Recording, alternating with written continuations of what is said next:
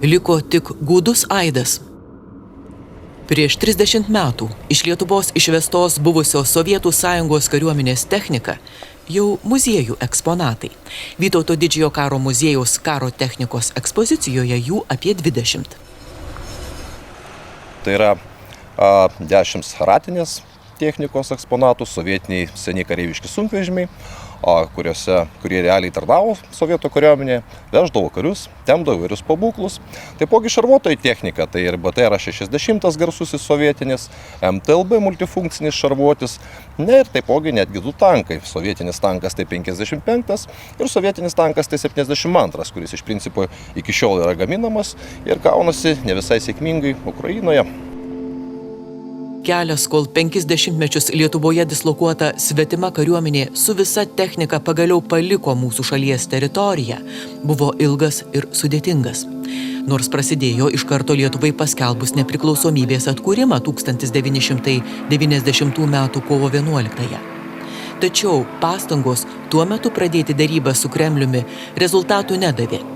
Kaip pasakoja signataras, diplomatas, aukščiausiosios tarybos atkuriamojo Seimo pirmininko Vytauto Landsbergio pavaduotojas, valstybinės derybų su Rusija delegacijos vadovas, vadovavęs ir deryboms dėl okupacinės kariuomenės išvedimo, Česlovas Vytautas Stankevičius.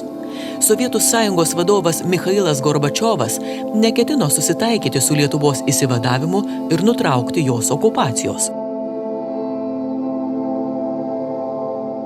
Gorbačiovas norėjo primesti sutartį dėl konfederacinių ryšių su pertvarkoma Sovietų Sąjunga, bet nesutiko derėtis kaip su nepriklausoma respublika, kita valstybė. Spalio 2 dieną, jeigu neklystu, prasidėjo pirmi posėdžiai Kremliuje, kuriam man teko dalyvauti, tai visa Sovietų Sąjungos vyriausybė sėdėjo prie kitoj pusės stalo, prieš mūsų neskaitlingą delegaciją ir aiškinosi, su kokiom sąlygom mes galėtume sutikti būti Sovietų Sąjungoje ir taip visą laiką, reiškia, asocijuoti. Ir šitą pažadėjo ir Amerikos prezidentui Bušui Gorbačiovas. Lietuvai nesutikus, gruodį derybos su Sovietų Sąjunga nebevyksta, o netrukus 1991 sausio 13 Gorbačiovo kontroliuojamos Sovietų Sąjungos armijos tankų vikšrai traiško Lietuvos žmonės, užimamas televizijos bokštas, radio ir televizijos pastatas. Kaip dabar reikėtų sakyti, surengė specialią karinę operaciją prieš Lietuvos Respubliką ir prieš taiką žmonės. Tai va tada jau reiškia, bet prieš tai, kas buvo svarbaus įvykę Maskvoje. Labai svarbus dalykas buvo Rusijos federacijos statuso pasikeitimas. 90 metų birželio 12 dieną Rusijos deputatų suvažiavimas priėmė suvereniteto deklaraciją. Svarbus momentai buvo pabrėžti, kad reiškia, Rusijos federacija turi valdžios pilnumą savo teritorijoje, Rusijos federacijos teritorijoje ir taip pat, reiškia, yra jos nuosavybė, visi gamtos turtai ir kita valstybinė nuosavybė. Taigi Gorbačiovas liko su Sovietų Sąjungos prezidentas be Rusijos materialinio pagrindo ir be Rusijos teisėtumo. Tik 91 Liepos 29 dieną, kai buvo pasirašyta Lietuvos ir demokratiniu keliu pasiryžusios žengti Boriso Jelcino vadovaujamos Rusijos sutartis dėl tarpvalstybinių santykių pagrindų, atsiranda didesnė tikimybė pasiekti, kad okupacinė kariuomenė iš Lietuvos būtų patraukta.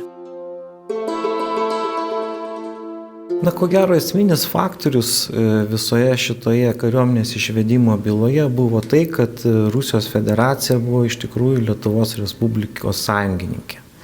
Kovoje prieš Sovietų Sąjungą ir visą tą baisią sistemą, kuri prislėgė tiek Lietuvą, tiek Rusiją.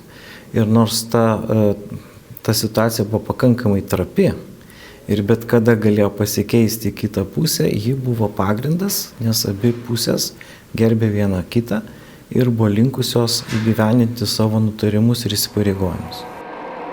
Galutinai palankios sąlygos okupaciniai kariuomeniai išvesti susiformuoja po 91 rugpjūtį sužlugusio mėginimo Maskvoje įvykdyti komunistinį imperinį perversmą, o spalį žlugus ir pačiai Gorbačiovo bei jo partijos valdomai Sovietų sąjungai kaip politiniai sistemai. Liepos mėnesį Jelcinas pasiūlė Lietuvai derybas dėl dviejų šalių santykių sureguliavimo, sutarties galimos pagal tarptautinės teisės principus. Tai buvo visiškai skirtingas pasiūlymas negu Gorbačiovo, kuris buvo iš tikrųjų būtų reiškęs okupacijos legalizavimą, įteisinimą kokią nors sutartį. Kada Sovietų sąjunga nustojo egzistuoti po Bielovežo susitarimo 91 metų gruodžio mėnesį, 20 per kūčias Kalėdų išvakarėse buvo paskelbta, kad egzistuoja, Rusija pasiskelbė Sovietų sąjungos tęsėja, užėmė vietą jungtinėse tautose ir perėmė visas valdžios struktūras. Nuo mūsų kalbamų klausimų, tai perėmė gynybos ministerija tos sudėties, kokia jinai buvo. Ir visą Sovietų sąjungos kariuomenę perėmė, kuri tapo Rusijos federacijos kariuomenė. Jelcinui tuo metu prioritetas buvo perimti tas karinės pajėgas ir jų karinę koordinaciją visų nepriklausomų NVS-inių tų valstybių, kadangi Bieloveže buvo pasirašyta susitarimas įsteigti nepriklausomų valstybių sąjungą. Tai jie paruošė tokį tipinį sutarties projektą, kurį mums nepateikė, nepasiūlė naudoti tiesiogiai, bet jis mums buvo svarbus. Mūsų atstovas Maskvoje Bičkauskas jį gavo žiniai, kaip, nežinau, kaip privačiai ar draugiškai. Ir tas buvo, tos nuostatos mums buvo svarbos, nes jomis remdamasi Rusija pradėjo tas derybas ir su mumis. Lietuvos Respublikos Seimo archyve saugomi dokumentai patvirtina, 1992 m. sausio 17 d. Maskvoje Rusija ratifikuoja Lietuvos ir Rusijos 91 Liepos 29 dienos sutartį, tą pačią dieną įvyksta Vytauto Landsbergio ir Boriso Jelcino susitikimas. Šio susitikimo metu buvo pasirašytas dvišalis komunikatas, kuriame buvusios Sovietų sąjungos kariuomenės daliniai Lietuvoje oficialiai apibrėžti kaip išvedami kariniai daliniai, priklausantis Rusijos federacijos jurisdikcijai. Buvo susitarta, kad visi šie daliniai bus išvesti iš Lietuvos pagal atskirus susitarimus. Šiems susitarimams parengti ir buvo sudarytos valstybinės Lietuvos Respublikos ir Rusijos federacijos derybų delegacijos. 92 sausio 30 dieną Aukščiausiosios tarybos pirmininko Vytauto Landsbergio potvarkiais sudaromos derybų delegacijos.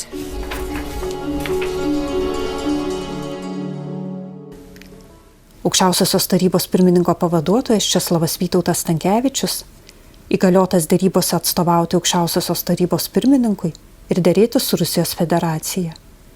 Delegacijos narys paskirti Aukščiausiosios tarybos narys Zigmas Vaišvila, Gediminas Šerkšnys, Saulius Pečeliūnas, Audrius Butkevičius, Dabišala, Egidijus Jarašiūnas, Mečys Laurinkus.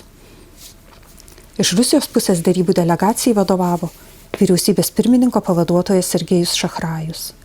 Delegacijos narys buvo užsienio reikalų ministras Andrejus Kozyrevas, kiti Rusijos parlamento, vyriausybės ir prezidento atstovai. Česlavo Vytauto Stankevičiaus išsaugotoje nuotraukoje užfiksuota šio sausio 31 dienos susitikimo akimirka. 92 sausio 31 dieną į Vilnių atvyksta Rusijos vicepremjero Sergejaus Šachrajaus vadovaujama delegacija. Draugystės viešbučio salėje vykstantis valstybinių derybų delegacijų pirmasis posėdis pasibaigė jau po vidurnakčio vasario 1 dieną. Kaip pasakoja liudininkai, iš Rusijos pusės pateikiami siūlymai, pavyzdžiui, dėl teisinio laikinojo buvimo statuso ir leidimo Lietuvoje tam tikrą laiką veikti kai kuriems kariniams objektams, visiškai neprimtini. Pavyzdžiui, kosminių ryšių pasiklausimo objektą, kuris netoli Kauno prie išlaužom. Ten veikia, mes atsisakėm, pasakiau, kad Lietuva dėl šito nedarėtis neketina. Lygiai taip pat dėl ten jūros navigacijos įrenginių, reiškia, kurie ir kariniam tikslui tarnavo. Irgi mes nesutikom, mes pasakėm, kad mūsų pozicija yra visiškai išvesti visus dalinius, visą nuosavybę perduoti ir mes reikalavom, kad būtų išvedimas užbaigtas 92 metais. Tada Sergejus Šakrajus per tą pirmą posėdį jau pasakė, kad Lietuvos reikalaujamas terminas yra nerealus, neįvykdomas. Ir mes pirmo posėdžio komunikatą tik pasirašėm, kad toliau darėsimės dėl susitarimų, kur numatysime išvedimo tvarką ir terminus. 1992 m. vasario 6 dienos Lietuvos Respublikos vyriausybės potvarkiu buvo sudaryta valstybinė derybų delegacija ir jai suteikti įgaliojimai derėti su Rusijos federacija dėl buvusios Sovietų Sąjungos kariuomenės visiško išvedimo iš Lietuvos Respublikos teritorijos terminų ir tvarkos. Šiai delegacijai taip pat vadovavo Česlovas Vytautas Stankevičius. Jos narys buvo aukščiausiosios tarybos deputatas Abišala, Audrius Butkevičius, Egidijus Jarašiūnas, Vladimiras Jarmolenka, Romualdas Ozolas, Saulius Pečeliūnas, Algirdas Saudargas, Gediminas Šerkšnys, Zigmas Vaišvila. Derybų procesas nebuvo lengvas. Jo eigą ir didžiulį Lietuvos atstovų nuveiktą darbą iliustruoja įvairūs Seimo archyve saugomi derybų delegacijos veiklos dokumentai. Apie vykstantį intensyvų darbą liudija Seimo archyve saugomi su Rusijos federacija rengiamų susitarimų projektai, Lietuvos ir Rusijos valstybinių delegacijų susirašinėjimo dokumentai, susirašinėjimo su įvairiomis Lietuvos institucijomis dokumentai, taip pat tarptautinis susirašinėjimas dėl buvusios sovietinės kariuomenės neteisėtų veiksmų Lietuvoje. Pavyzdžiui, šioje telegramoje Vytautas Landsbergis reiškia protestą Rusijos prezidentui Borisui Jelcinui prieš naujų kariuomenės kontingentų gabenimą per Kazlų Rūdos ir Kėdainių aerodromus. Beje, neteisėti veiksmai tuo metu fiksuojami Latvijoje ir Estijoje. Seimo archyve saugomi Baltijos valstybių tarybos pareiškimai dėl buvusios Sovietų Sąjungos kariuomenės išvedimo iš Baltijos valstybių ir dėl Rusijos kariuomenės veiksmų Baltijos valstybių teritorijose liudija, kad dar ir 1992 metais būta įvairių agresijos pasireiškimų iš buvusios Sovietų Sąjungos kariuomenės pusės. Derybų delegacija rinko ir kaupė informaciją apie neteisėtus buvusios sovietinės kariuomenės veiksmus Lietuvoje. Įdomus ir susirašinėjimas su Rusijos kariuomenės atstovais, pačiais įvairiausiais klausimais.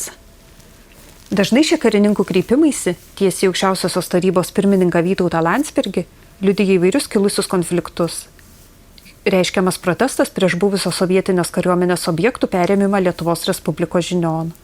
Kai kuriuose raštuose prašoma leidimo judėti kariniams daliniams. Lietuvą turintys palikti Rusijos kariškiai daug klausimų kelia dėl čia turimų butų. Norima įsireikalauti tokių sąlygų kaip kitose Sovietų respublikose.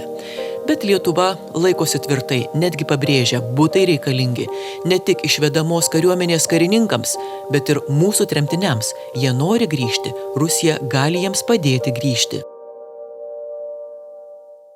Jie NVS respublikoms ir savo tam tipinės sutarties projekte ten irgi rašė, kad tos respublikos savo lėšom turi pastatyti savo dalinių dalyvavimo lėšomis ir dalyvavimo statyboje turi įrengti butus Rusijos teritorijoje perkeliamiems kareiviams. Taigi buvo bendroje sumoje, aš nežinau, gal mažiau kaip 1 milijonas kareivių, bet daugiau negu 500 milijonų turbūt buvo per visas šalis. Tie kontingentai sudarė. Tai Lietuvai tas reikalavimas irgi buvo keliamas.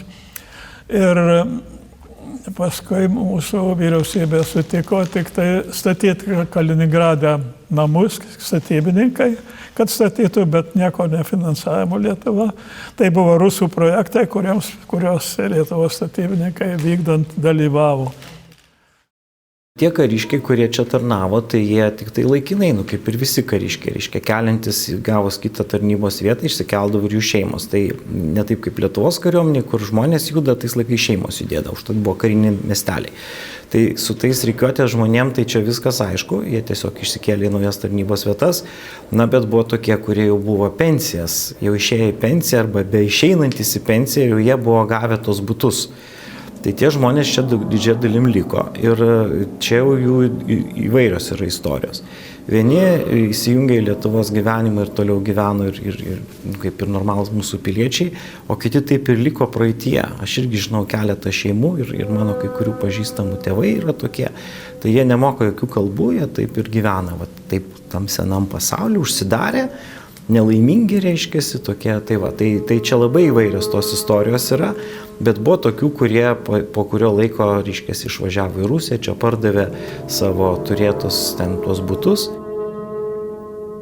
Sovietinė kariuomenė, jeigu kalbėtų apie sovietinį kontingentą, Lietuvoje turėjo pakankamai daug objektų. Gal pats svarbiausias tai buvo oro desantų divizija, kuri čia buvo, jos štabas buvo Kaune, bet padaliniai buvo išsidėstę įvairiose vietose. Tai buvo toks esminis kovingas dalinys, kuris galėjo būti labai greitai permestas į bet kurią konflikto zoną. Taip pat čia buvo įvairios vadavietės, taip pat buvo įvairios raketų paleidimo aikštelės, buvo prieš lėktuvinės gynybos nemaži čia pajėgumai, karinės oro pajėgos čia Šiauliuose buvo pastatytos.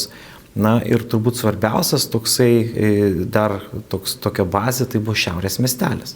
Dabar Vilniečiai gyvena tam Vilniaus rajone, net nepagalvojo, kad tai buvo ištisai karinė teritorija, kuri galėjo veikti čia prieš Lietuvos gyventojus bet kuriuo atveju.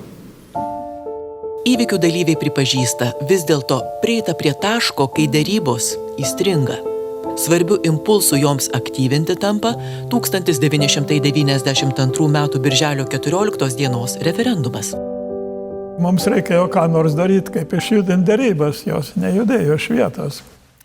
Mes pasiūlėme, derybų delegacija pasiūlė, kad aukščiausia taryba, kad oficialiai pateikė Krikščionių demokratų frakcija projektą, bet mes delegacijos patarimų, rekomendaciją tą darėm, kad reikia atsiklausti tautos. Dėl buvusios Sovietų Sąjungos kariuomenės dabar priklausančios Rusijos jurisdikcijai besąlygiško ir netidėliotino išvedimo iš Lietuvos Respublikos teritorijos 1992 metais ir padarytos žalos Lietuvai atlyginimo pasisako 90% balsavimo teisę turinčių mūsų piliečių. Tai išskirtinai svarbi žinia pasauliui.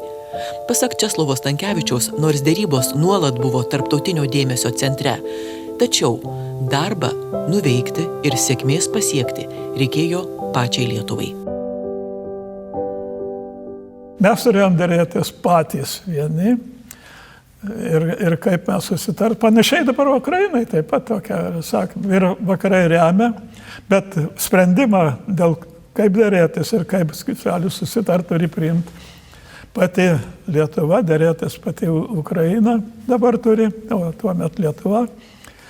Uždavinys nemenkesnis negu laimėti mūšio lauke karą, nes Rusija derasi tik tokiu atveju, kai jau yra aplinkybių priversta derėtis. Ir tai tos aplinkybės referendumas paskatino, aš atsimenu, kai kurie ambasadorai tuo metu manęs klausė, ką jūs darysit, kai jie neišeis iki 92 metų. Aš atsakiau klausimą, atsimenu vienam iš ambasadorių, nenoriu minėti kurios šalies, kad klausiau, o ką jūs darysit, kai jie neišeis, jeigu lietuvių tauta balsavimu absoliučią balsų daugumą reikalauja išeiti ir atlygiti žalą. 92 Liepą Helsinkyje vyksta Europos saugumo ir bendradarbiavimo konferencijos viršūnių susitikimas.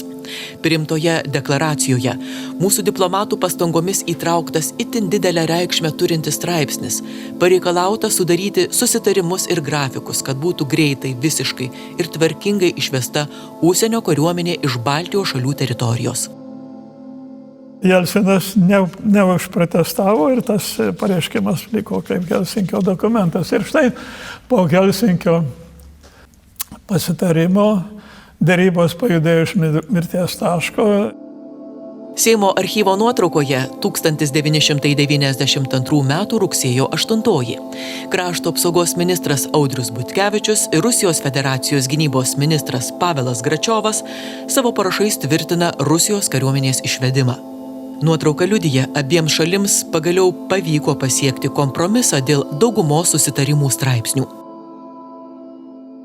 Darybų metu mes sutarėm daryti kompromisą. Jie darė kompromisus dėl mūsų straipsnių ir tam pakete mes sutikom, reiškia, prailginti jų išvedimo terminą, kadangi geležies čia buvo daug tankų ir visokios kitokios geležies tikrai ir reikėjo netaip paprasta buvo išvežti į neparuoštas, reiškia, teritorijas, tai reiškia vakarų valstybės norėjo, kad nebūtų pretekstas sustabdyti išvedimą ir nesilaikyti. Rugsėjo 8-ąją pasirašoma konsulinė konvencija tarp Lietuvos Respublikos ir Rusijos federacijos bei susitarimas dėl išvedamų Rusijos federacijos ginkluotųjų pajėgų dalių, dalinių bei kariškių elgesio ir funkcionavimo taisyklių. Pasirašytas išvedimo grafikas, nustatytas galutinis išvedimo terminas 1993 m. rugpjūčio 31 diena. Vis dėlto neapsieinama be netikėtų posūkių. Rusijos prezidentas Borisas Jelcinas paskutinę akimirką atsisako pasirašyti 4 parengtas sutartis. Buvo staigmena tikrai, nes tą rytą, rugsėjo 8 dieną iš ryto Burbulis, kaip sakiau, jis buvo valstybės sekretorius Jelcino prezidentavimo metu jau. Ir jis Jelcino vardu paprašė išimti tą dėl žalos atlyginimo. Landsbergis padarė nuolaidą. Pirmiausia, reiškia, įvyko vadovų susitikimas. Ir tada išėjus paaiškėjo, kad jie ne visus pasirašo. Tai buvo netikėtumas ir nelabai mes žinojom priežasčių, bet jie, kaip sakiau, nurodė, kad ten bus galima pasirašyti greit, atidedama. Ir, reiškia, reikės daraboti, tai yra patobulinti kažkiek ir pasirašyti. Taip, matyt, tie, kurie norėjo pakeitimus padaryti, taip Jelcinai buvo įteigę, kad tą bus galima pasiekti. Nors argumentuojant, kad tai bus padaryta vėliau, nebuvo pasirašyti, suderinti ir parafuoti susitarimai dėl kariuomenės išvedimo, dėl jurisdikcijos Rusijos kariškių ir jų šeimų atžvilgių, dėl kariškių turto ir būtų klausimų, kariškių socialinių klausimų reguliavimo. Vis tik rugsėjo 8-ąją pasirašytos sutartys tapo pakankamu pagrindu išvesti Rusijos ginkluotąsias pajėgas iki 93 metų rugpjūčio 31 dienos. Visos pasirašytos sutartys įsigaliojo jų pasirašymo dieną ir buvo įregistruotos Jungtinių tautų sekretoriate. 1992 metų paskutinį ketvirtį buvusios sovietinės kariuomenės išvedimas jau vyko gana intensyviai. Lietuvos kariuomenė periminėjo paliekamus Rusijos kariuomenės objektus. Algirdo Sabaliausko nuotraukoje užfiksuota, kaip Rusijos kariuomenė palieka šiaurės miestelį ir pasirašomi perdavimo ir priėmimo aktai. 1993 rugpjūčio 31 naktį, likus 15 minučių iki rugsėjo 1-osios, Kenos geležinkelio stotyje paskutinis svetimos kariuomenės ešelonas kirto mūsų valstybės sieną. Okupacinė kariuomenė pasitraukia metais anksčiau nei iš Vokietijos ir kitų Europos valstybių.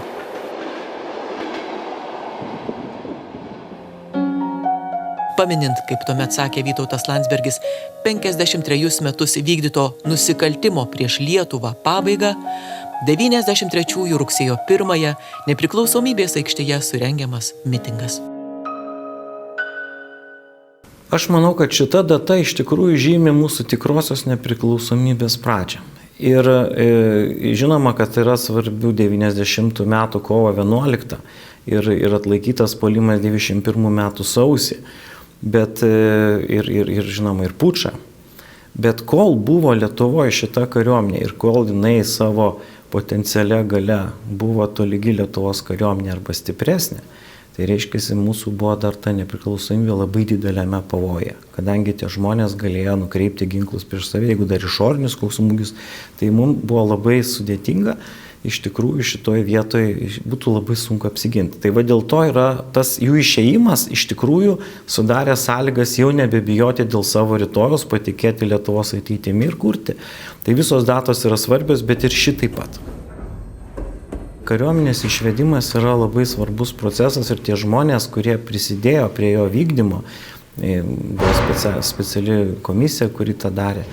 Tai yra, iš tikrųjų reikia padėkoti jiems, kad jie sugebėjo tom sudėtingom politiniam sąlygom rasti žmoniškų sprendimų, sutarti, sukontroliuoti visą šitą procesą, gauti reikalingus įsipareigojimus su konkrečiom datom iš Rusijos, kas buvo labai sudėtinga. Ir, žinoma, padėkoti reikia Borisui Jelcinui, kuris pasiekė, kad tai įvyktų. Nes mes tą žmogų kartais linkę labai nustumti šoną. Tai ačiū visiems šitiems žmonėms, kurie organizavo kariuomenės išvedimą. Karinę galią Lietuvoje ir kitose okupuotose šalyse telkusios Sovietų Sąjungos armijos paskutiniuosius likučius, seną karinę techniką, Vytauto didžiojo karo muziejui perdavė Lietuvos kariuomenė, šiuo metu apsirūpinusi pažangiausią vakarų karinę techniką. Muziejaus ir paskirtis yra supažindinti su šiek tiek visa Kauno istorija Kauno miesto, su Kauno tvirtovė, kuri buvo XIX amžiaus pabaigoje pastatyta ir be abejo supažindinti su karinė technika, kuri kažkada buvo naudojama Lietuvos kariuomenėje. Šaltojo karo metais pagamintos didžiosios dalies karinės technikos pavyzdžiai eksponuojami Kauno 6-ajame forte.